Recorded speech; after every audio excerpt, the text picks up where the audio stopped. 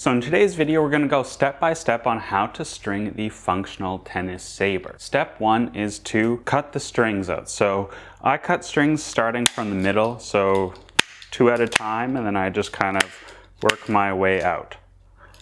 This minimizes stress on the frame, relieves tension the most evenly. So step 2 is figuring out how to mount it on your machine. That is the hardest part. It's not that hard, it just takes a little bit of trial and error. I was initially tempted to use the inner posts and just one set on the outside, turning it into a 4-point mount that way, but I found there was not enough room to work on the inside, moving these clamps around.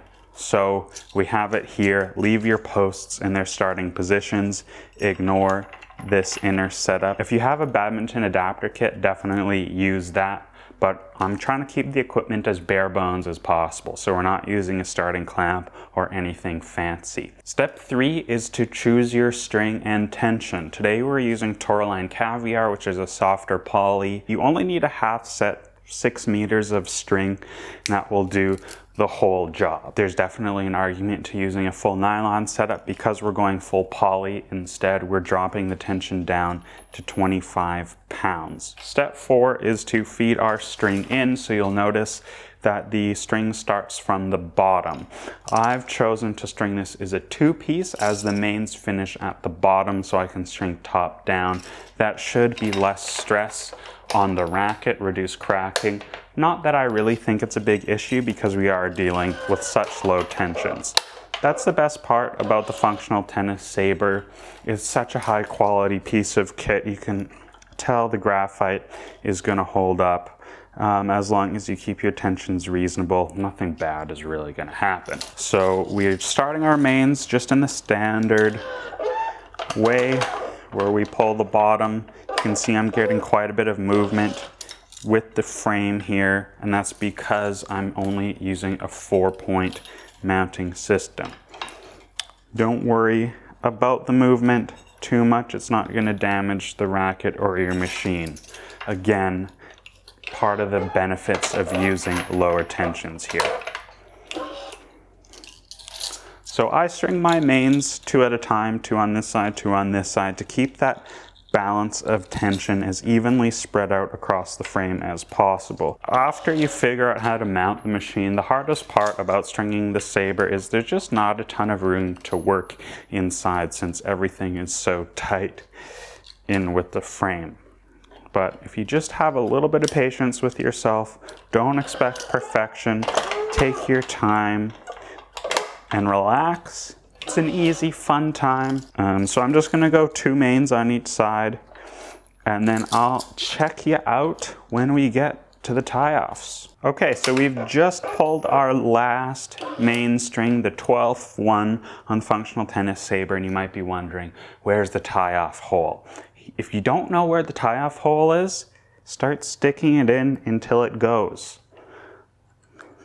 You just want the biggest hole as close to your last tensioned string, and that's where you go in. So I'm choosing main number 1, 2, 3, 4. So it's the first main outside these center 6 throat mains, and that should give us some room to finish off with our cross as well. So the kind of knot that I use is a Wilson Pro knot. I find it elegant because it's small, yet quite resilient to, slipping out.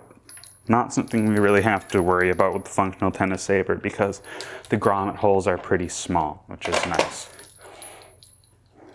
So pulling up and in, and then we cinch it closed and unclamp, and it's pretty loose. I chose not to bump up for my knots. When you're dealing with such low tensions, it's not such a big deal, in my opinion.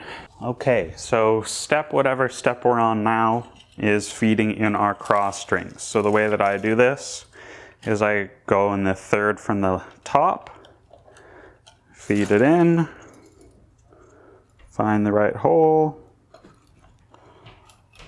pull it through. And this is just such a quick process because there's only 12 mains to weave through, so it's pretty easy. So again, how do you find your starting knot? Just start sticking it in. in its right away.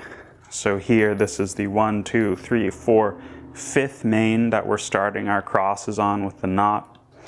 Again, these are pretty small grommets, so I'm just going to use the Wilson Pro knot to start it off. If you wanted to be safe, you could go for a double hitch or something, but I start all my rackets with the Wilson Pro knot, never have a problem.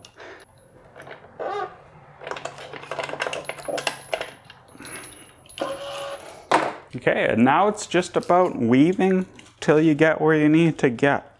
I'm a pull weaver, as you might have seen. If you want to push, obviously, it doesn't matter. The saber's not going to be mad whether you choose to pull or push. We've done 4 of them, and we've got 8 more to do, so I will see you in 8 crosses. Okay, so quite literally 10 seconds later, we are finished our crosses, pulling tension on our last bottom cross here.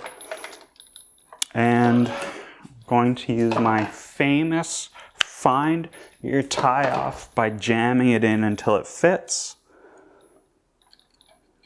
And ooh, it seems to like this cross tie off location. So that is the 2nd cross from the bottom.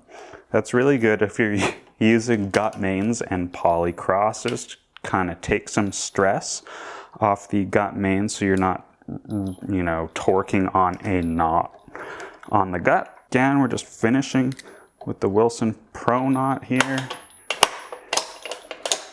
Boom.